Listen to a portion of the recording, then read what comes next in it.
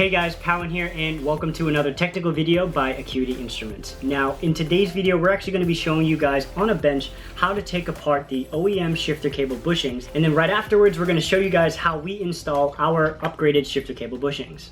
So once you guys have removed the shifter cables from the transmission, all you're going to really need to remove the bushings is just a flathead or a Phillips head screwdriver that is large enough to fit right into the center of the bushing. Now, to install these upgraded bushings, you're not really going to need any fancy tools. I'm going to just try to use my fingernails in order to get the retainer rings on, but alternatively, if your nails are really short, you can use a pick tool as well. So before you guys begin, we recommend you guys actually mark the cable with some paint or with a marker, just so that it helps you remember how to actually put the new bushing back in, so you don't mess up the orientation. Okay, with that being said, the removal of these bushings is actually fairly simple. All you really need to do to safely hold the cable is firmly grip around it, biasing your grip as close as you can to the metal ring that contains the bushing.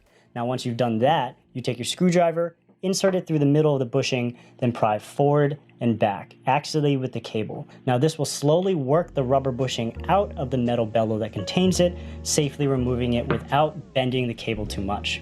So once this bushing is out, the removal of this second bushing is identical to the first one.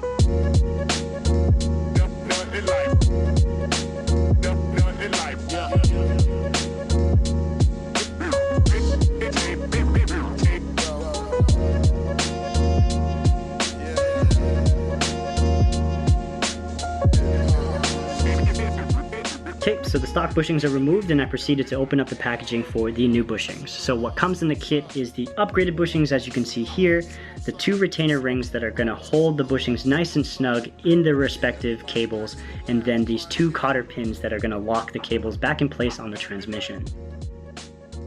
To begin, press each bushing into its respective cable by hand, but be mindful of the correct orientation when inserting the bushings. Once each bushing is fully seated, the retainer rings must be installed in the groove found around the bottom side of the bushings. Starting with the largest retainer ring, slide one end of the ring into the exposed groove as shown. Keep pressure on the end that rests inside the groove. Now with your free hand, slowly work your way around the ring, pressing it into the groove. As you approach the other end of the retainer ring, it should snap into the groove. You can observe the ring fully seated into the groove here. Now the same installation procedure applies to the smaller retainer ring. Start by prying one end of the retainer ring away from itself. Then press the pried end of the retainer ring into the groove around the bottom side of the bushing.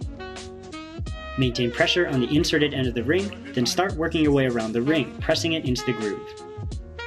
After you get around the ring once, release pressure on the first end of the retainer ring, and then continue to work around it a second time. As you approach the other end of the ring, it will snap into the groove. So once you have these retainer rings installed, all that's left to do is really install the cotter pins to lock the bushings back onto the transmission. Alright guys, so there you have it, the easiest way we can show you guys how to safely remove the OEM shifter cable bushings in order to install the upgraded ones from Acuity Instruments. Now here at Acuity Instruments, we're looking to provide you guys with content that gives you the confidence to pursue these projects on your own. With that being said, again, my name is Pawinn, and I'll catch you guys in the next video.